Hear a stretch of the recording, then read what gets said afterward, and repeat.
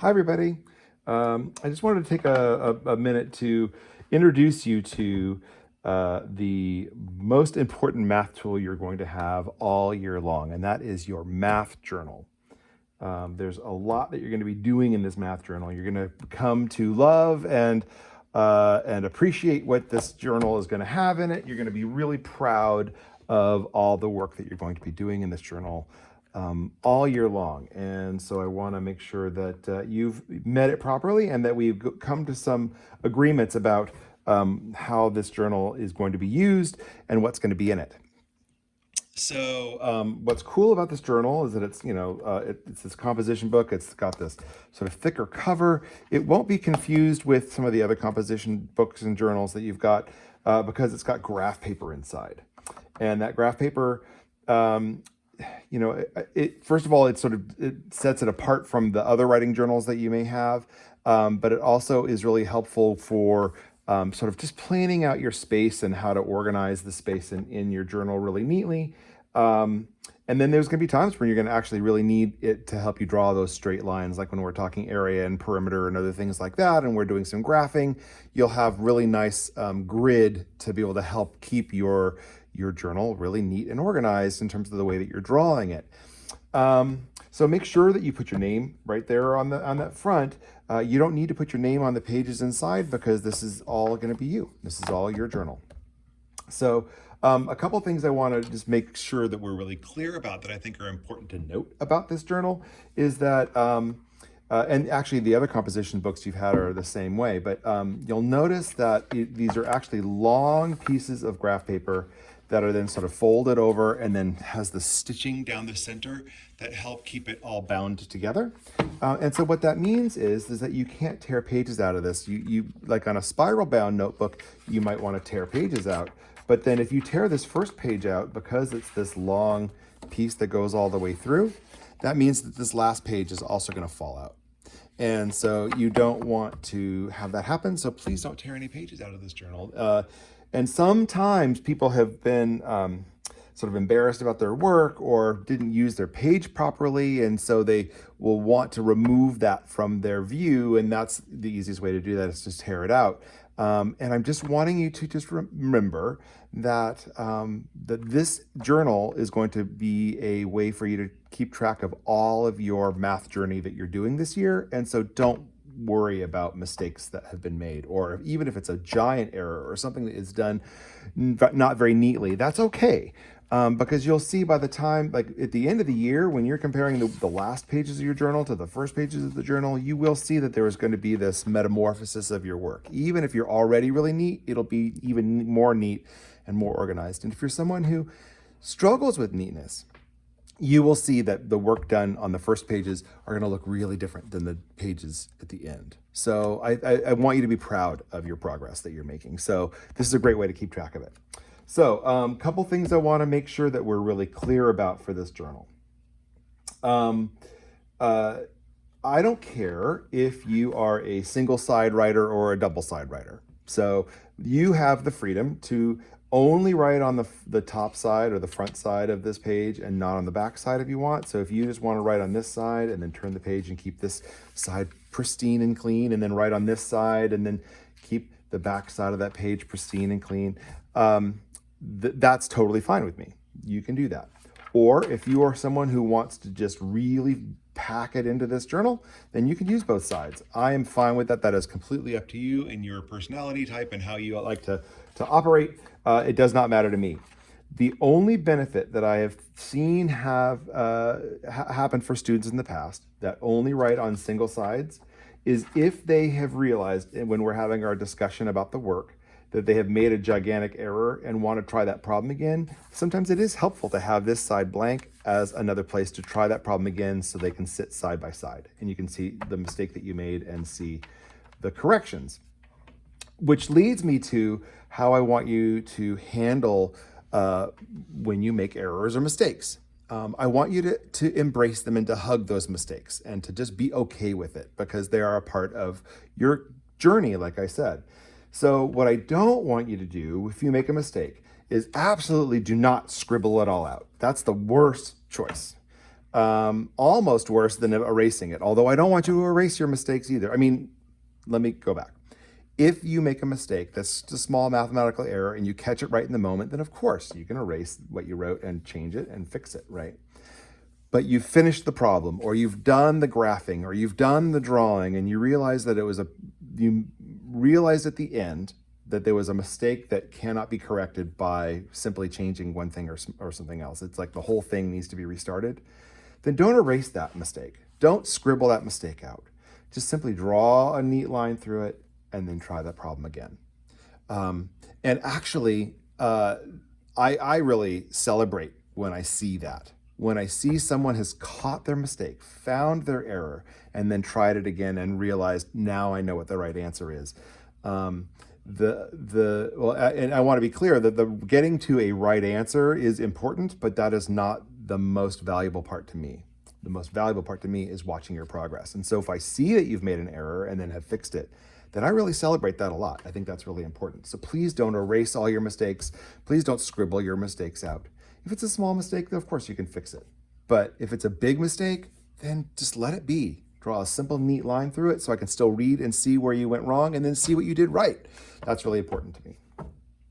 So your journals are going to be a way that we're going to communicate. You and I are going to communicate with your journal. Now, when we're doing distance learning, I'm of course going to be looking at your journal remotely. You're going to take a photograph of the pages that you've written on, and you're going to turn those in to me, and we'll talk about how that will happen when we have a classroom meeting.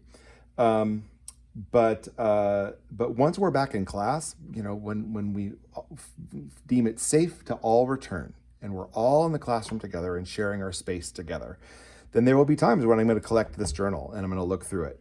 And it's important to note that this journal is part of your grade. So don't lose it. Don't forget about it. Don't misplace it and leave it under your bed. I'm really expecting to see your work in here. So much so that if you happen to be going from mom's house to dad's house and you forgot your journal at your mom's house and you have to do your homework at your dad's house, you can use a separate piece of paper. That's fine. But then you're going to have to figure out a way to get that piece of paper attached in here. So maybe that's gluing it in, or maybe that's recopying the work from the separate piece of paper into this journal. But I want you to keep all your work together. So really try and remember to take this journal with you as you go from house to house if you have multiple homes, or when you're going to stay with your grandma because your parents are going on a business trip, or something like that. Then make sure you have this journal with you and don't lose it. It's really, really important. There have been a couple of tragic examples where someone took their journal with them to wherever they went, and they lost it while they were there, and they lost all their progress. And, like they haven't lost their learning, that still is present in their brain, but they lost the evidence of it. And it's really we celebrate at the end of the year the progress that we've made. We do a lot of reflection and looking back over the work we did in this journal all throughout the year. So really keep track of it and know where it is, and do really good thinking in here. Speaking of thinking, as you do your journaling, as you do your math problems, because there's going to be sometimes, we have a textbook, we have a math textbook that we'll be using. We call that textbook CPM. And there are sometimes going to be worksheets for distance learning. It might be a worksheet that I scan and send to you through Google Classroom. There's also going to be notes that we're taking. We'll be doing a lot of videos while we have distance learning that will, just like this one, and you'll be writing notes in your journal based on the lesson that I do. And the videos are usually not very long. I try to keep them around 15-20 minutes, which might feel like a long video, but that's about how long a lesson might be in class, right? So as we're writing notes and you're copying down the vocabulary maybe that I'm talking about, and I'll give you time for that, you might be solving some of the problems that we're doing as examples in class.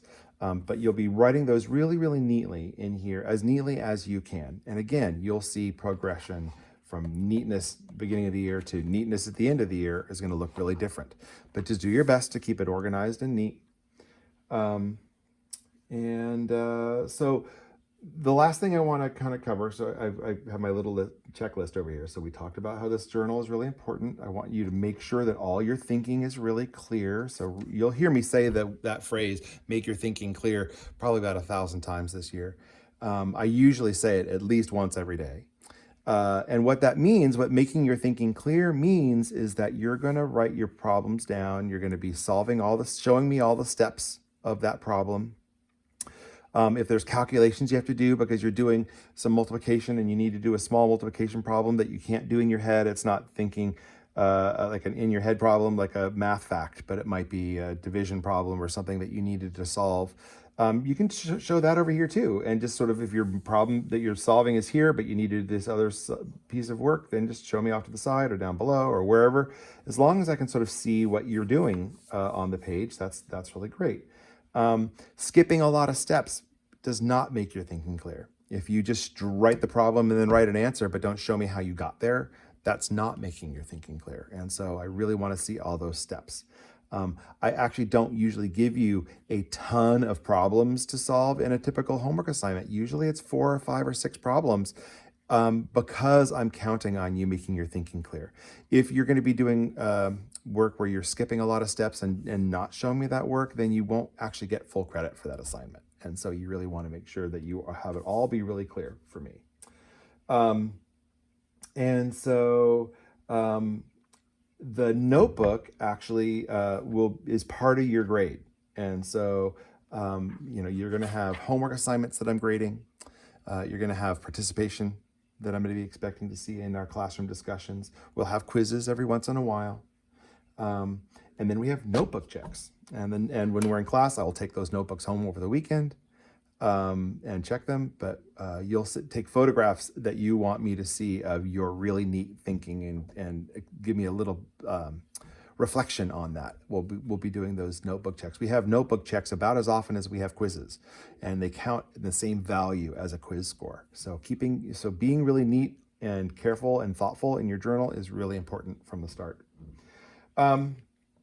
So actually, I want you to do your work in pencil.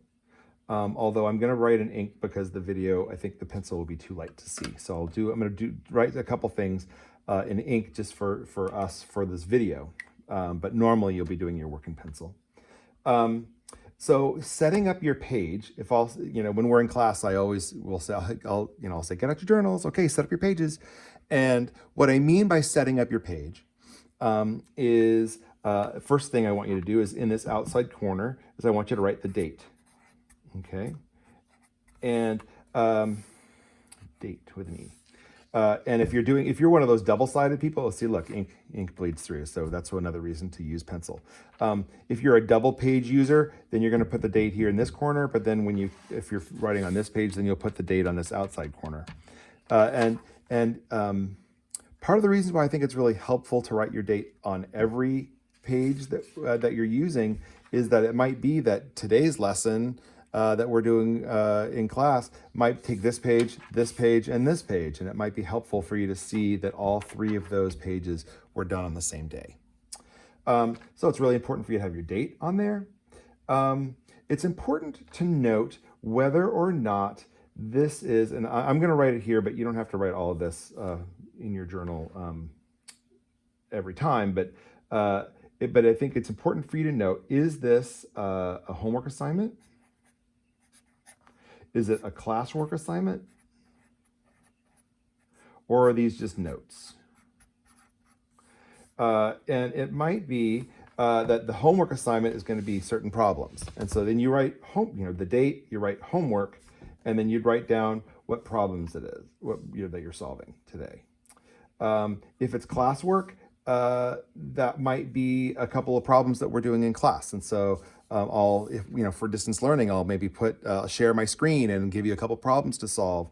And then so you write that that's done in class. So you can distinguish between what is a classwork assignment, which I don't often ask you to share with me with photographs. But if it's a homework assignment, then I will ask you to photograph that for me.